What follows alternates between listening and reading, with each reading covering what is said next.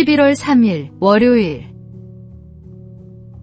안전망 위에서. 미국 샌프란시스코의 금문교는 세계적으로 잘 알려진 관광 명소입니다. 높이 227m의 탑에서 늘어뜨린 케이블에 매달려 있는 총 길이 1280m의 이 다리는 건설 과정이 결코 쉽지 않았습니다. 빠른 물살과 거센 폭풍, 자욱한 안개로 인해 작업은 위험했고 첫 1년 동안만 23명의 인부들이 목숨을 잃었습니다. 이에 건설회사는 새로운 방법을 고안했습니다. 거대한 그물망을 다리 아래에 설치한 것입니다.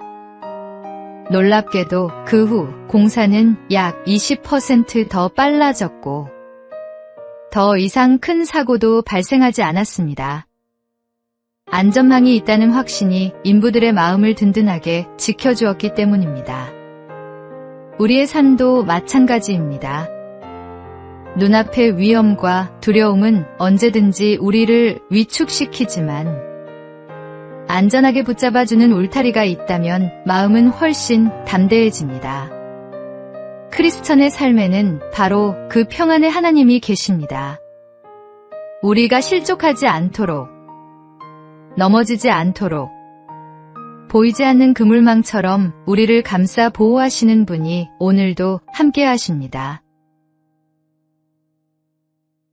오늘의 말씀. 여호와께서 너를 지켜 모든 환난을 면하게 하시며 또 내 영혼을 지키시리로다. 여호와께서 너의 출입을 지금부터 영원까지 지키시리로다. 오늘의 만나. 두려움 속에서도 하나님의 보호하심을 신뢰할 때 우리는 담대함으로 나아갈 수 있습니다.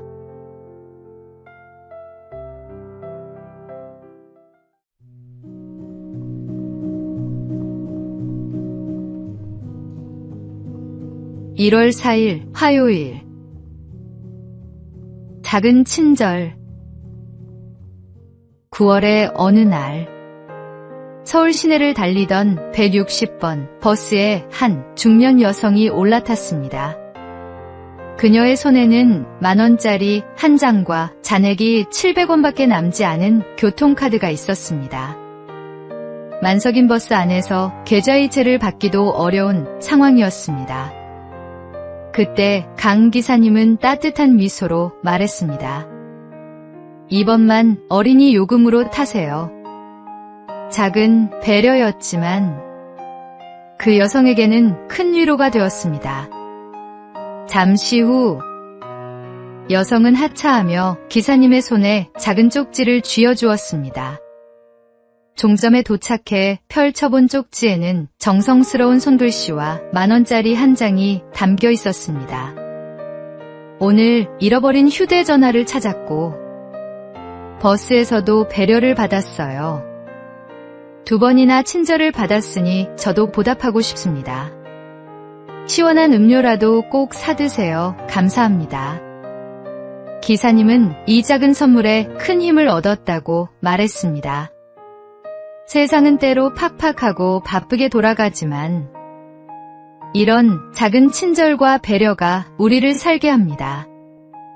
예수님께서 보여주신 사랑처럼 작은 친절이 또 다른 친절을 낳고 그 온기가 세상을 조금씩 변화시킵니다. 오늘의 말씀. 서로 친절하게 하며 불쌍히 여기며 서로 용서하기를 하나님이 그리스도 안에서 너희를 용서하심과 같이 하라. 오늘의 만나. 오늘 누군가에게 작은 친절을 베풀어 보십시오. 그 작은 손길이 누군가의 하루를 밝히고 세상을 따뜻하게 만들 것입니다.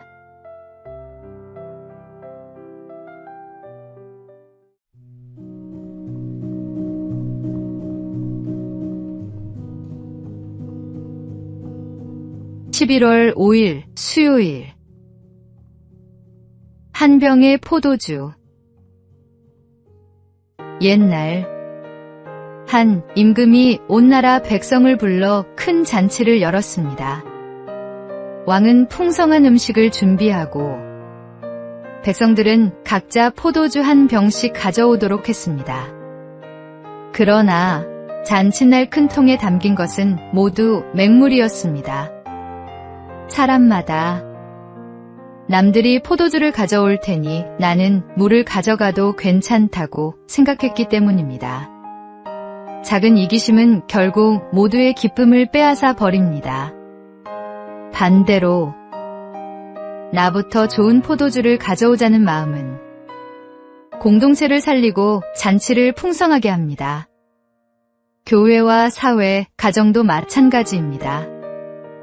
누군가의 감사 어린 마음, 작은 섬김과 정직한 선택이 모여 더 큰 은혜를 만들어 갑니다.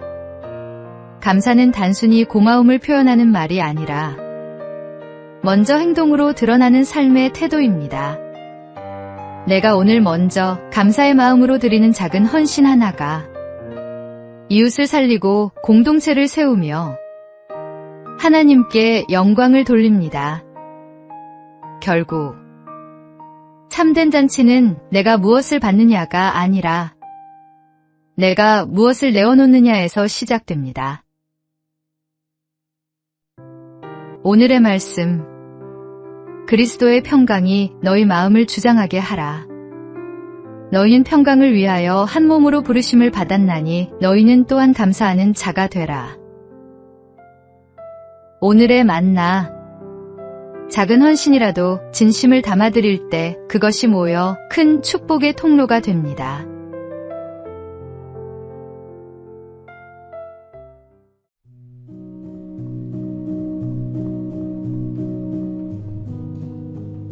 (11월 6일) 목요일.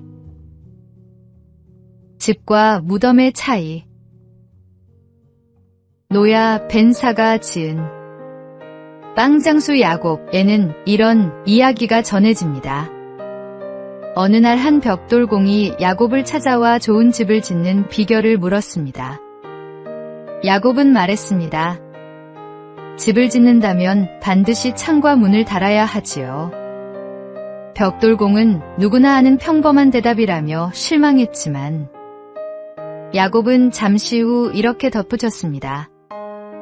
내 집이라면 내 자신 속으로 들어갈 수 있는 문이 있어야 하지 않겠습니까? 또 나를 스스로 들여다볼 수 있는 창문이 있어야 하지요. 그가 그렇지 않으면요? 라고 묻자 야곱은 낮은 음성으로 대답했습니다. 집과 무덤의 차이는 바로 그 문과 창이 있느냐 없느냐의 차이일 뿐이랍니다. 우리의 마음도 같습니다. 다진 마음은 결국 스스로를 가두고 메마르게 하지만 열린 마음은 새로운 빛과 순결을 받아들입니다. 그 차이를 만드는 힘은 바로 감사입니다. 작은 일에도 감사할 때 마음의 문은 활짝 열리고 창은 투명해져 삶이 더욱 풍성해집니다.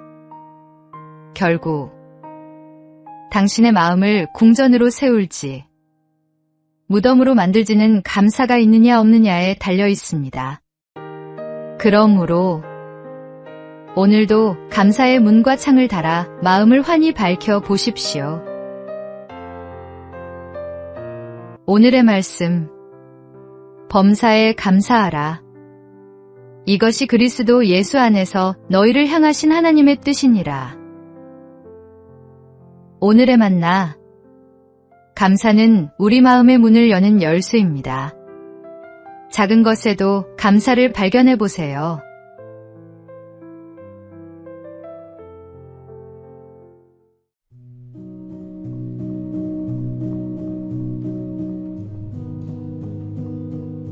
(11월 7일) 금요일. 금메달보다 아름다운 선택. 2025 도쿄 세계육상선수권대회 남자 3000m 장애물 예선전에서 감동적인 장면이 펼쳐졌습니다. 벨기에의 팀 판데 벨데 선수는 경기 초반 선두권을 달리다가 세 번째 허들과 충돌해 물웅덩이에 넘어졌습니다. 그런데 그는 일어나 앞을 보았을 때 콜롬비아의 카를로스 산 마르틴 선수가 허들에 걸려 오른발을 다친 채 트랙에 쓰러져 있는 모습을 발견했습니다. 판데벨데 선수는 망설이지 않았습니다. 속도를 늦추고 뒤돌아가 그를 부축했습니다. 두 선수는 서로 어깨를 감싸 안은 채 나란히 결승선을 통과했고 관중들은 뜨거운 박수를 보냈습니다. 경기 후 그는 말했습니다. 우리 둘 다 운이 좋지 않았으니 이 불운을 함께 나누고 싶었습니다. 그는 지난해 로마 유럽선수권에서 쇄골이 부러지는 부상을 당한 적이 있었기에 트랙에서 무력한 기분이 어떤 것인지 너무나 잘 알고 있었습니다. 두 선수는 10위와 11위로 결선 진출에는 실패했습니다. 하지만 그날 트랙 위에서 가장 빛났던 것은 기록이 아니라 함께 걸어간 그 발걸음이었습니다. 진정한 승리는 혼자 달려가는 것이 아니라 함께 일어서는 데 있습니다. 오늘의 말씀. 너희가 짐을 서로 지라. 그리하여 그리스도의 법을 성취하라. 오늘의 만나. 오늘 누군가 힘들어하는 모습을 본다면 잠시 멈춰 서서 손을 내밀어 보십시오. 함께 가는 길이야말로 하나님께서 기뻐하시는 진정한 승리입니다.